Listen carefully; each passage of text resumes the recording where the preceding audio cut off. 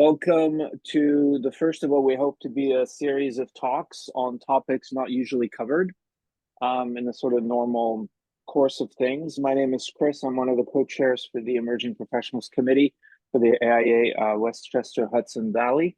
On the screen, you can see right now Adina. Wave, Adina, say hi. Who's the other co-chair? Cindy, who's AKA Matt for today, say hi. Yes, who's going to be our presenter, and David Freeman, who is social media AIA Westchester Hudson Valley.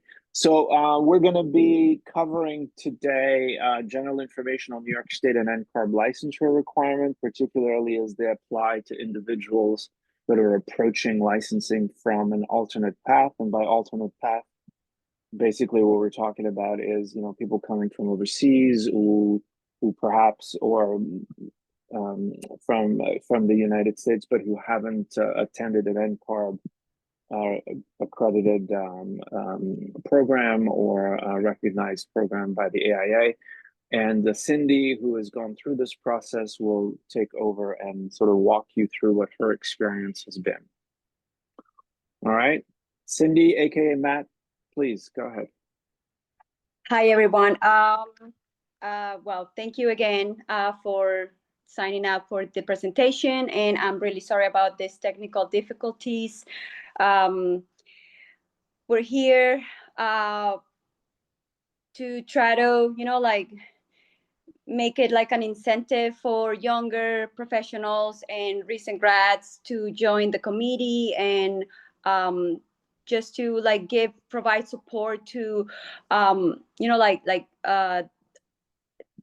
for all of those of you that are starting your journey. Well, if you can you please go next slide. Well, first we want to thank our sponsor for this event and for the committee. It's the SUNY Orange County Community College in my alma mater. I'm a graduate from SUNY Orange, and they have been of great support throughout my journey. Next, please. This is, again, a workshop series that our Emerging Professionals Committee is putting together. And this is just, you know, like an overall description of what we do. We support and we advocate for young architects and emerging professionals in the area for the chapter. And we try to put together study groups, lectures, and networking events so that we can, you know, provide support and provide these opportunities for meet and greets and, you know, like expand our network in the area. These are our current EP committee members: Adina, Chris, Christina, Alexis, Hannah, Lauren, Aaron, and Anna, and myself. We have been working, you know, for the past. I'm like a recent member. I joined the committee last year, so it's been a little over a year that we have been meeting. We meet every month, and we try to, again, just come up with ideas to provide support to young emerging professionals and young architects. So the way we were trying to think and that we were trying to provide information in this workshop series is to just to give information on what paths and what journeys architects can go through. If you get a license, it doesn't mean that you have to become and practice architecture. So my journey starts. My journey is not your typical journey where I go to high school, then I graduated, go to college, and, you know, pick a career. I'm actually an immigrant from Colombia. I arrived here in 2007, and I started as many immigrants with like try to make a living and, you know, like try to make it in the States. So I started with odd jobs, and finally I came across a job with a contractor in the city, and this is where I fell in love with all things construction. Um, this is where I discovered, construction, architecture, engineering, and it was fascinating to see how construction work, the process of it works. I was very fortunate to have witnessed the rebuild of the World Trade Center Tower 1. That was my first construction project, and it's one of the ones that I have the most memories, and like it's one of my favorite projects because I was able to see it, like from bare bones, concrete pours and infrastructure going up, all the way to like the finished product. So something that I'm very proud, and this is what ignited my passion for architecture. After I have been here for 5 years, this is when I decided to go to school. I put myself through school. I came across SUNY Orange in Orange County, New York, and they ended up being like an excellent program. I went back to school when I was in my late 20s, so I didn't have the luxury to just be full time in school. So I was working and going to school at the same time. But by the end of my first semester, I ended up working with one of my professors and mentor. He was the one that pushed me to continue my journey and just think, like in little steps by steps, build up my career. I just wanted to go to school to go and like to learn to draw construction plans, and I just wanted to excel in this. But he was the one that, after 3 years being at SUNY Orange and graduating, he said, you should sign up for your NCARB record, because in New York, you're able to get licensed with work experience and an associate's degree. At first, I was skeptical, but I decided to do it anyway because I said that sounds like a lot of work. But I did it anyway, just in case. And I'm very thankful and grateful to my professor and my mentor, that like that he pushed me into this direction, because a few years later now I'm like on the path to become a licensed architect. So by the time I graduated SUNY Orange, I moved on into another small engineering firm in Orange County. I kept, like working towards my NCARB record hours. And finally, in 2020, I put in my application for licensure so that I could request eligibility for my license and to sit for the exams. And we'll delve more into the NCARB record and the licensing requirements in New York State, and what are certain things that you shouldn't do if you want to get licensed in the state of New York. Which are the not mistakes, but that's like the experiences that you come across, experience, and learn from it. They're not mistakes. It took me 3 years to pass my exams. I started taking my exams when I became a mom. So it was, needless to say, very, very tough. But if you are disciplined and you put your effort and you plan accordingly, you'll be able to do it. So that's where I am right now. I currently work with a New York firm that does K through 12. I'm a building designer, but hopefully by this summer, I can call myself an architect. And I have experience in residential, commercial, and municipal projects. And we can move to the next slide, please. Thank you. So again, for those of you that are starting your path, we all know that we need to get some sort of education, the experience, and the exams to eventually be able to call ourselves architects.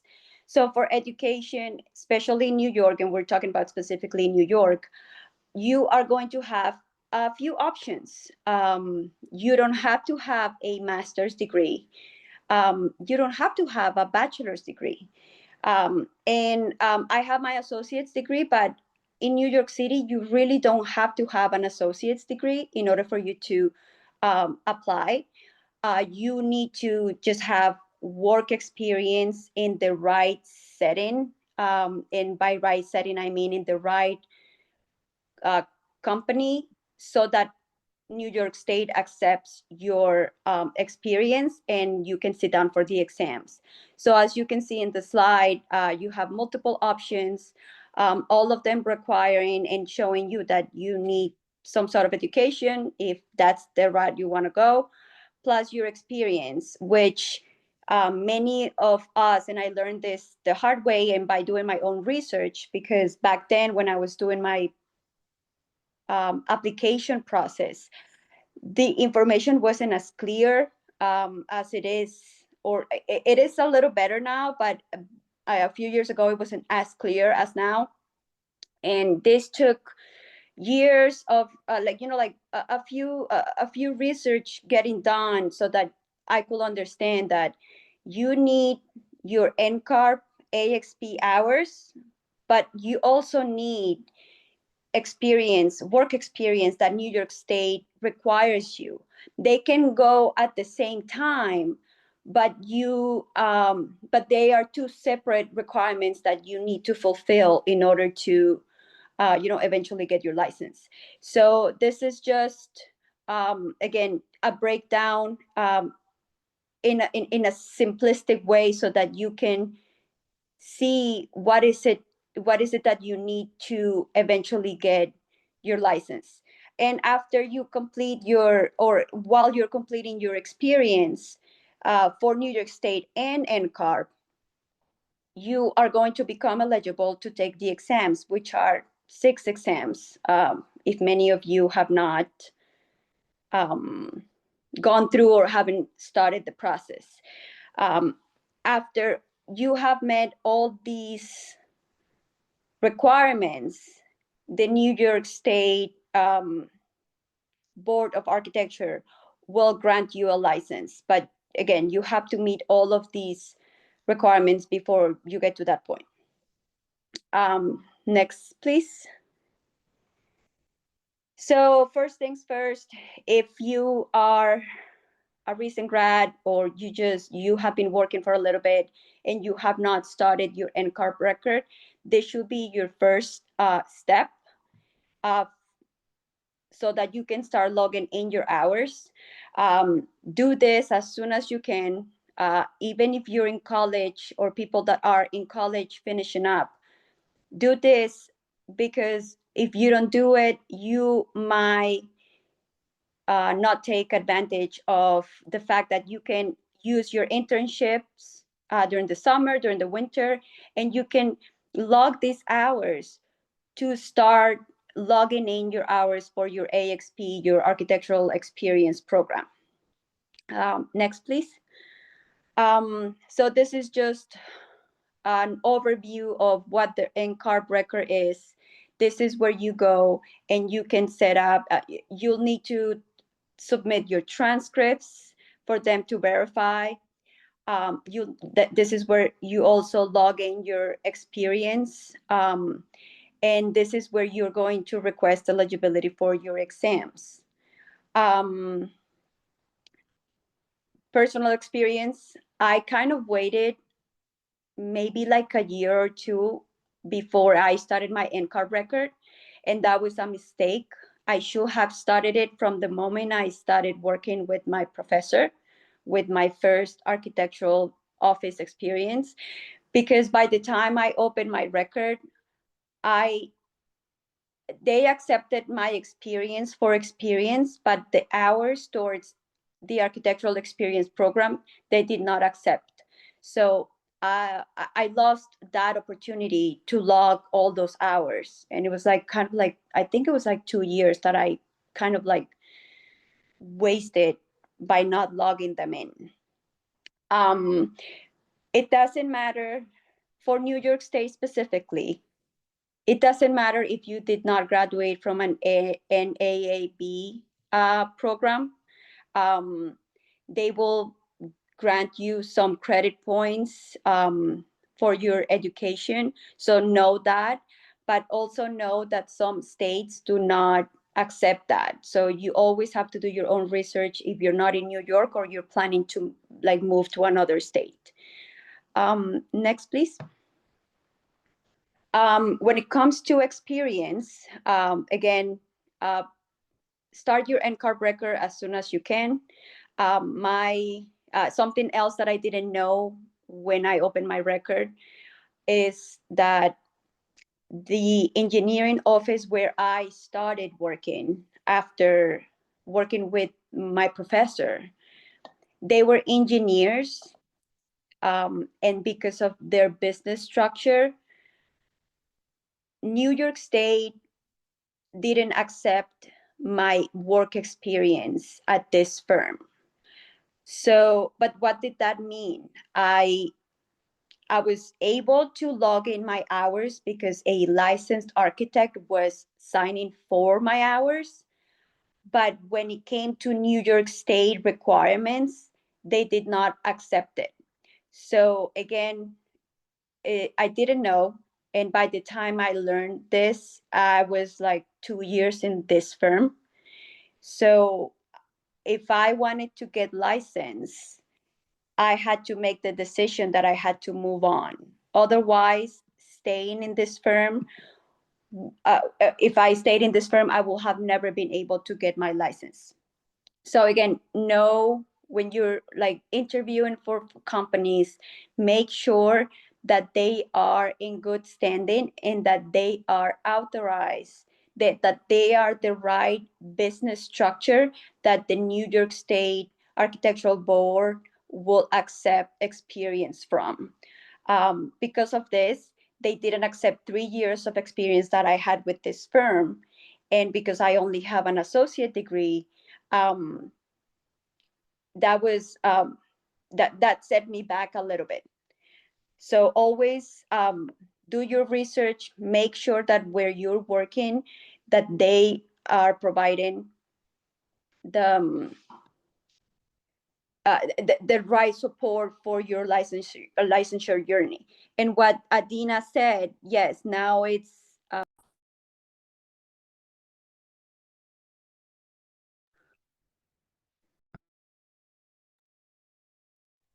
after 6 months. No, prior to 6 months or 8 months, I believe, NCARB will not give you credit for your hours, only for experience. Okay. Does anybody have any questions up to this point?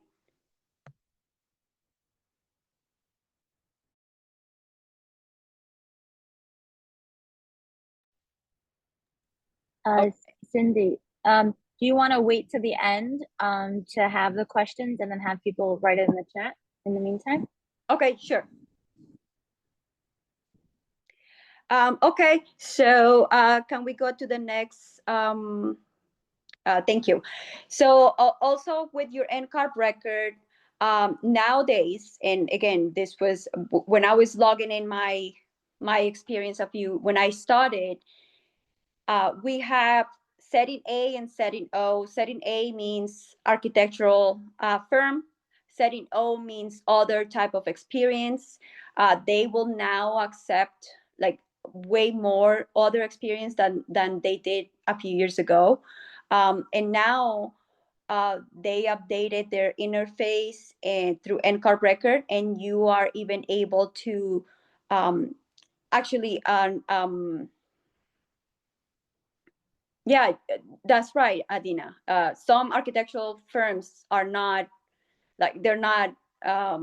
They as I mentioned it before, when I was working through an engineering firm, New York State didn't accept that experience, but NCARB was accepting my hours because a licensed architect was signing them. So it's two separate requirements that you need to meet, and you need to be very clear on what you need to, your requirements. So just know that you need to do a little bit of research on your own, but now NCARB has gotten better in providing this type of information that it's a little bit more clear. Before, like a few years ago, you didn't have all this breakdown with the setting O. Now, in addition to that, NCARB allows engineers or any licensed professionals to sign and approve your AXP hours, which is something that they didn't have a few years ago, because they're trying to expand and open up opportunities for people to pursue licensing. Next, please. And then once you get to a point where you have had some experience logged, some hours logged, and in order for you to become eligible to take the exams, you must send your application to New York State. If you, and it doesn't matter which one, if you request eligibility for your exams, you will, they will let you know, hey, you gotta apply, you gotta send your application, you gotta pay the fee, and then you gotta do, you gotta send in your paperwork to New York State in order for them to grant you, so that you can sit for the exams. They are two separate entities, but they communicate with each other to grant you this. At the moment, you only need from New York State 7 credit points out of 12 so that you can sit down for the exams. And the points come from, they'll grant you points based on your education and your work experience. And in short, work experience is categorized as they'll give you 1 credit point for each 1 year of experience. But this is going to be at their discretion. So for example, in my case,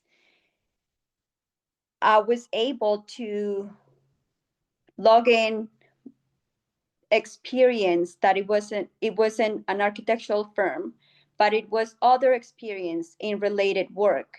And this was with the general contractor that helped build the World Trade Center. I worked there for 5 years, but New York State only decided to give me 4 credit points for that experience. So this is at their discretion. Again, you can assume things, but they'll be the ones to give you that information after you take all your exams. That this is another thing that I learned, that once I became eligible, I asked them, I'm like, hey, can you let me know how many credit points do I have so that I have an idea? And they're like, no, I'm sorry. You need to take your exams first. And once you pass them all, then we'll take your evaluation and we'll review it. So just know that. Next, please. Also know that once you're able to sit for the exams, you are able to request exam accommodations, including ESL. 2 years ago, while I was still taking my exams, New York didn't accept those ESL accommodations, and that was kind of upsetting. But now they do, which is a big deal, especially for immigrant architects. So know that you can request accommodations. These are screenshots from NCARB,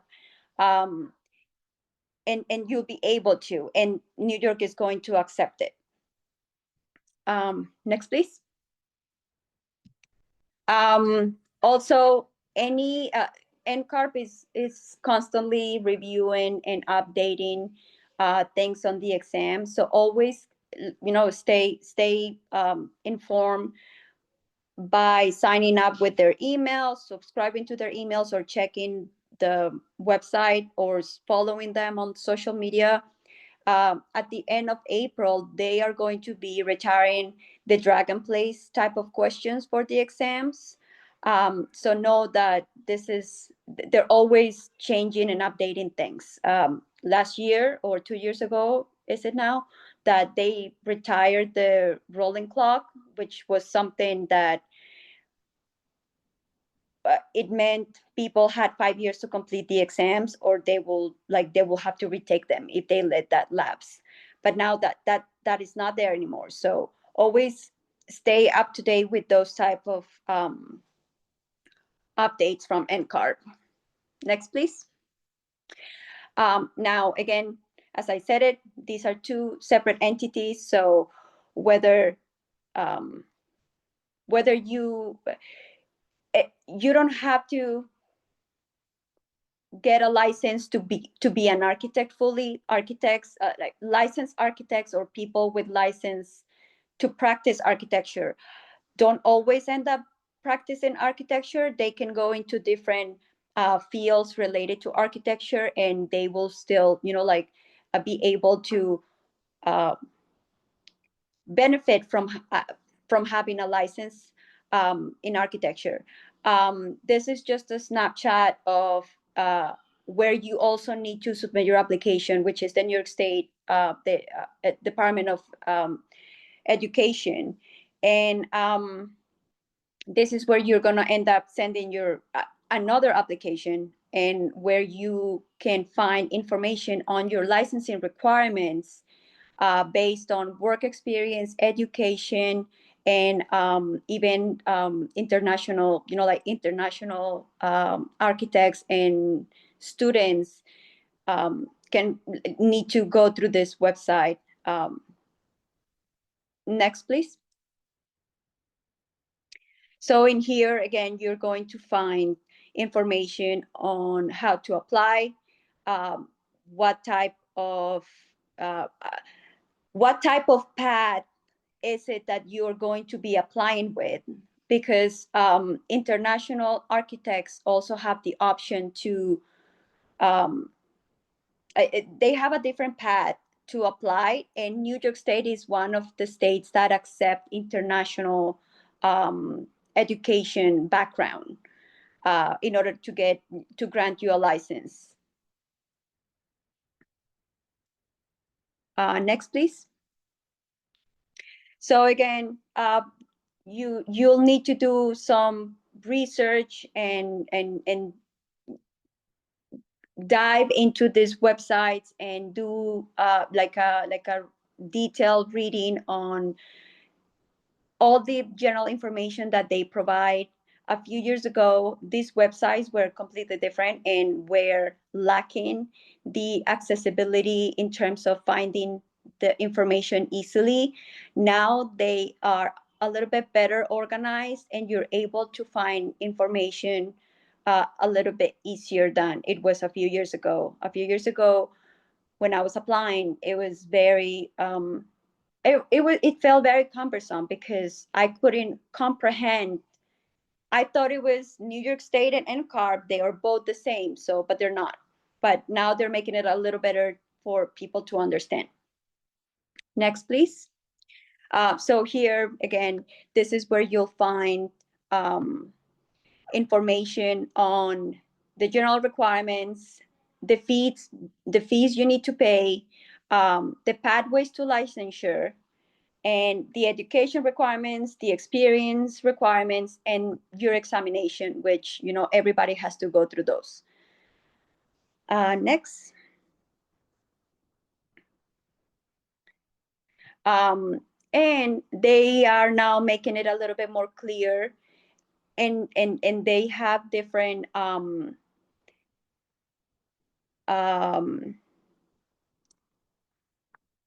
they now have information a little bit more clear on how, like, if you don't have an NAAB accredited program versus an NAAB accredited program, like you see here that you can click on one of those links, and depending on what applies to you, you are going to be able to find information. What is it needed from you for you to apply and to eventually get your license?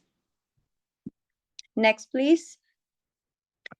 So again, for your education requirements, the highest is the category A, where you have an accredited program degree.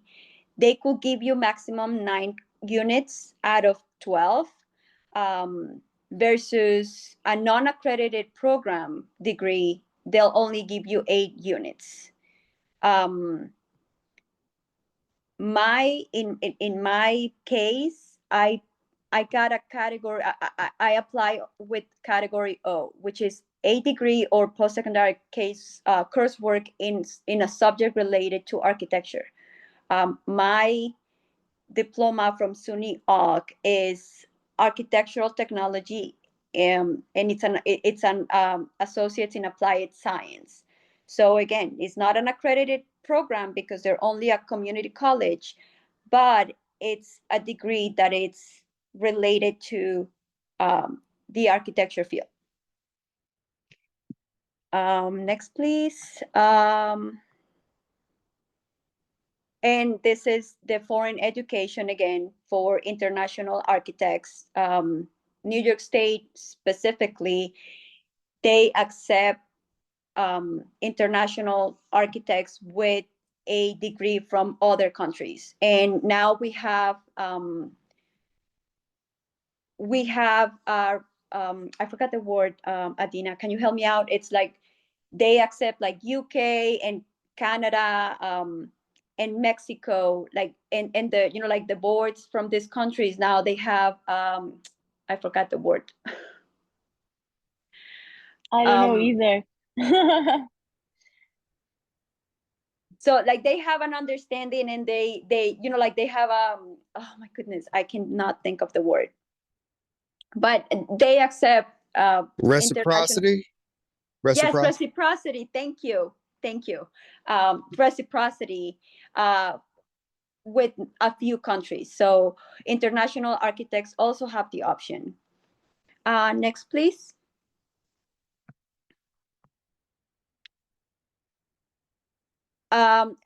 This is again where New York is telling you, hey, we required a certain number of years under a licensed architect in order for you to be eligible.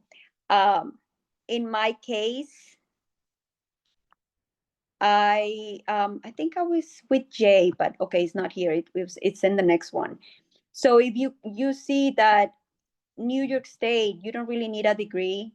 You can work for 12 years with the right company and get exposed to get exposed to diverse work experience throughout those 12 years, and then you are going to be able to become eligible to take the exams. So a degree in New York State is not a requirement, but know that you need to be working for the right business structure. Otherwise, they'll not accept it.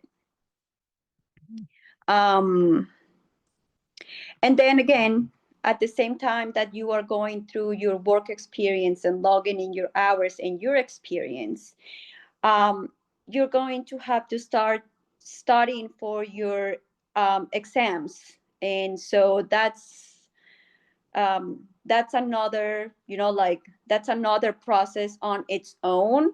And we are not going to go into the extent, extensively in this today, because that's its own category.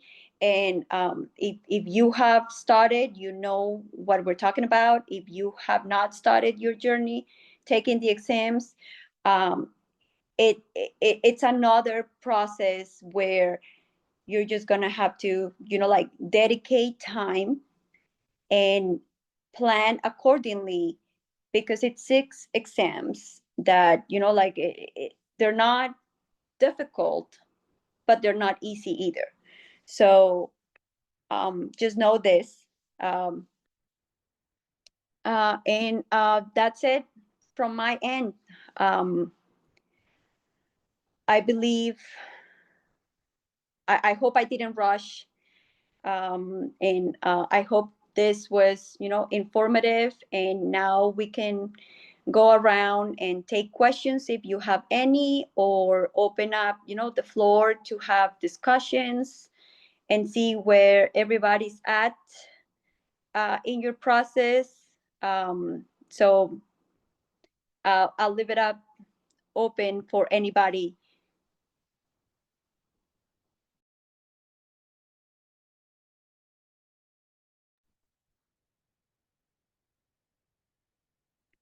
Okay, thanks, Cindy, for that very detailed, comprehensive overview of your process. Kudos for sticking it out through all the ups and downs and the bureaucracy and the red tape and all of it. I've been monitoring the chat messages. There's a couple of things that have come up.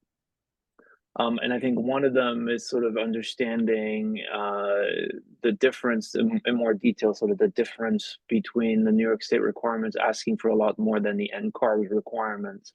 I think one of the things you said where, you took your exams and then you were evaluated as to whether or not, you were appropriate for licensure, it might have thrown quite a few people off. If you could just kind of expand on that a little bit, that would be great. And then everybody who partook in this presentation or was listening in, if you have questions, please put them in the meeting chat, and either myself or Adina will bring it to the floor. Cindy, go ahead. Yes. Yeah. So maybe I wasn't that very clear. I'm sorry about that. So because of my unconventional path, so after I changed jobs from the engineering firm where I had been for 3 years into an architectural firm, I was still in the middle of taking exams. I think I had just taken one while I was with the engineering firm. So I had contacted the board again, and I said, hey, look, now I'm in this setting. I just want to make sure that this setting is going to count and you are going to accept it so that I'm not freaking out or wasting my time. So they're like, yeah, this is the right setting, but we cannot give you any preliminary evaluation. You just have to take your exams and then come back to us and we'll let you know. So that's what I did. It took me after that like 2.5 years to finish all my exams. And last year in March, when I finally finished, so when they let me sit for the exams, when I became eligible, I assumed the worst case scenario for myself, which was I have an associate's degree, which they'll give me 2 credit points for that.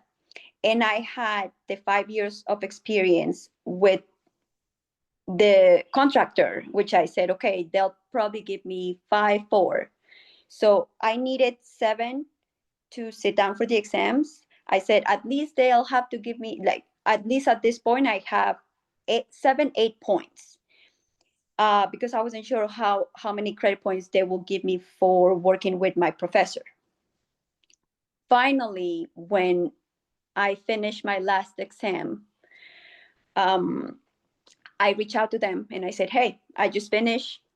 Please let me know what else is left for me to do so that you can grant me an exam, a license. When I had first switched jobs, I was assuming I needed at least 5 years of experience, 5 more years to complete my 12. So that had been a few years ago. By last year, I said, they're probably going to give me or tell me you need maybe 2-3 more years of experience, which it was what I was expecting. When I finally finished my exams, the board said, okay, you need 18 more months of experience, starting December 2023, which was, like back then. And so 18 months is this June. So again, it's going to be up to them. It's going to be up to them how many credit points you'll get for whatever experience you submitted. In my case, and they explained this to me, they said, because you only have an associate degrees, you need 10 years of experience, of which 6 need to be under a licensed architect. The other 4, that's what they counted as other category or other, like company related to architecture, which was the contractor. So that's where that's how I was able to combine experience. But again, and this is, again, they never accepted the 3 years with this engineering firm. So again, it's not their fault, but they didn't know either. And it's simply making sure that if you are working for an engineering firm, make sure that they are authorized to provide architectural services in New York State. If they're not, your experience is not going to count towards your requirements. I have just a quick question, maybe clarification, is just that so even though NCARB accepted it, New York State still rejected it. So that's what happened. Like, and you're saying that sometimes that's what's not aligning. It's not saying that.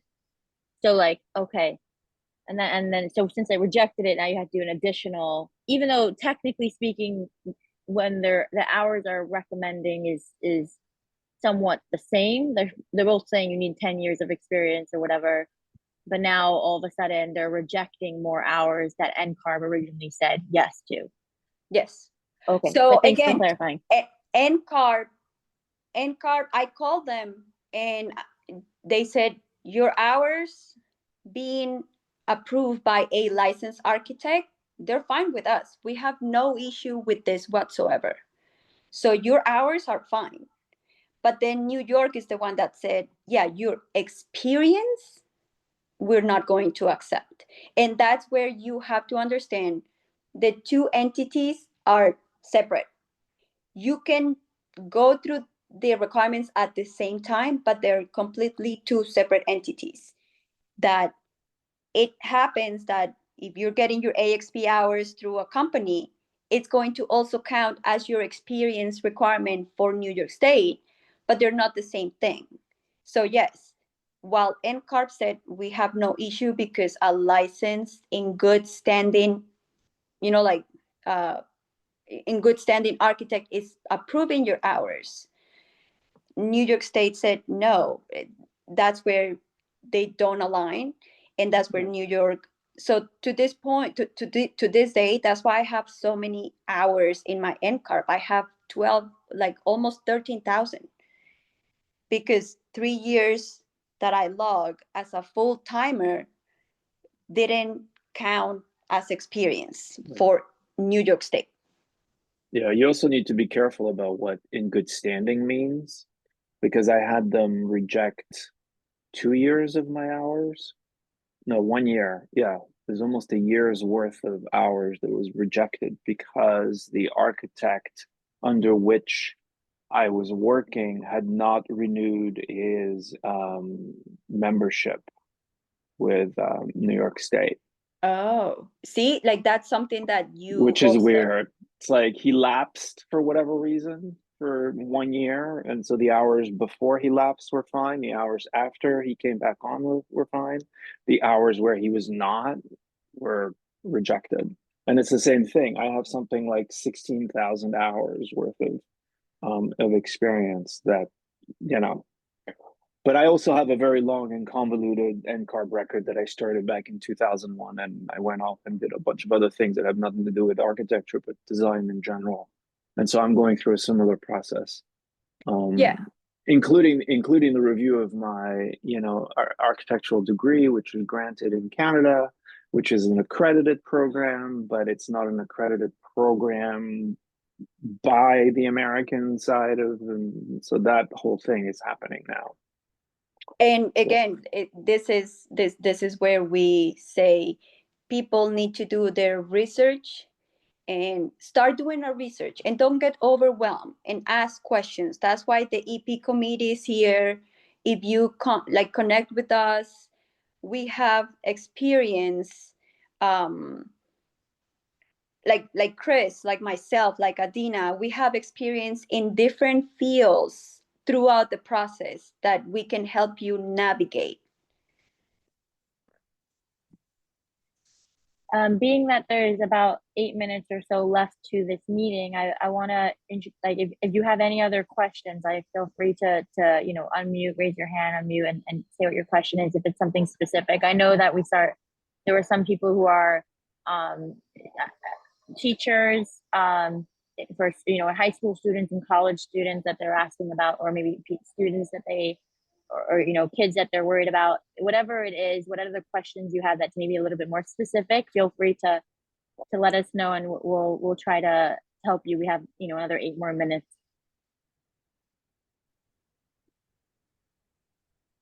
If not, Chris and I will just continue asking our questions, but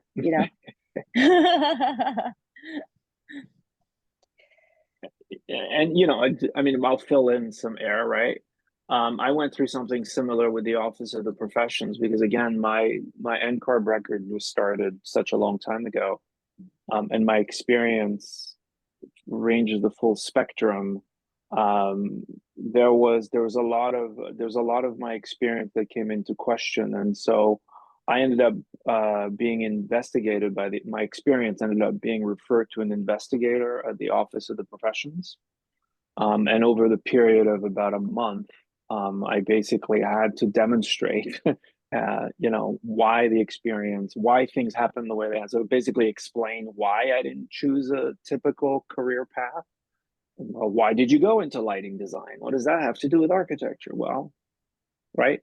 And I had to provide the names and contact information for all of the licensed architects under which I had worked, provide them a full timeline of my experience. They all were contacted by the Office of the Professions in order to sort of confirm that my story and my plot line was actually legitimate. And so, it's an extra, it's always weird, right? Because it makes you feel like you're being targeted in a way. At the end of the day, what are we trying to do, right? We're trying to do what we love, which is practice architecture. I understand that there's rules and regulations around that, and I appreciate the fact that there are standards that need to be met. But at the same time, you're sitting there going, okay, so I didn't do it the way, you typically do it. Should I be targeted? You feel targeted, right? And then having to jump through all these extra hoops is demoralizing, right? It's frustrating. It's time consuming. It's expensive, right? Because you got to produce documents and you got to FedEx and so, all that to say, in some ways, I think the whole system is overly convoluted. I think there's obviously a lot of opportunity for things to be more streamlined, more centralized, and less complicated. And part of what we're trying to do in the Emerging Professionals Committee is to have the conversations about those topics that aren't usually talked about, right? Because there's a lot of us, and more so, especially in the associate membership within our own chapter, people that are coming from unconventional backgrounds, be it education, be it experience, be it what have you. And those individuals need to be able to have a forum within which to speak and to explore and to discuss these things. And so that's ultimately the point of the sort of Beyond the Blueprint series of conversations, is to talk about those things and create that forum, which us, the EP committee in Westchester Hudson Valley, have found to be lacking to this point. So.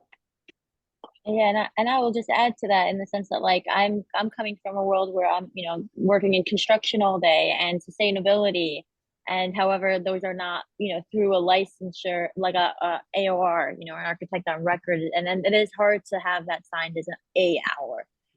So like I am trying to navigate as much hours as I possibly can until I max out.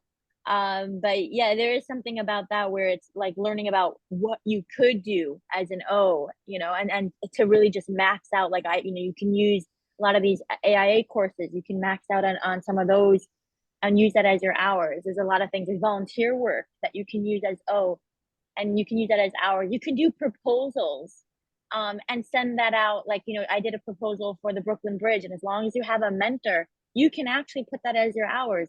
So I started finding a lot of locations to just maximize my hours, since I'm not working directly with a licensed architect. And the thing that I learned, I think, from this lesson is that I actually spoke to a few people who were concerned about, first of all, not having English as their second language and how New York wasn't accommodating. And just by speaking with Cindy, now I know it's that has been resolved. You can, you know, apply to be, you know, an ESL, have English as a second language, and have more time for the exam. Another thing that I've learned in, you know, in speaking with, you know, everyone, is the fact that you can have, and you could have you can have you can have a degree from another country and still become licensed here in New York without going back to school. And that was some question that I kept getting. Like, I just met someone 2 days ago, you know, from Paris, and they said they don't want to go get licensed here because they don't want to go back to school, and they already, you know, finished their schooling in Paris. And I was like, you don't have to. So I think that's something that I learned a lot from this, and that's what I wanted to share quickly. I think we have time for one more question, if anyone, or comment, anyone wants to share, unmute in the audience. Or we could just, you know, call it a night. And I thank you all for your time. So hopefully this meeting has been recorded, so we will hopefully share that with everyone. But thank you for joining. And if you have our email or want to join our EP committee, please let us know. You can contact us if you have Valerie Brown's email. You can contact her there. If not, I mean, I guess you could email me directly. It's adinabanian@gmail.com. You could just see my name there, because that's the quickest thing I can tell you. And I can connect you to the committee. And we have a WhatsApp group, so you're definitely able to join us. So anyway, thank you so much. Thank you.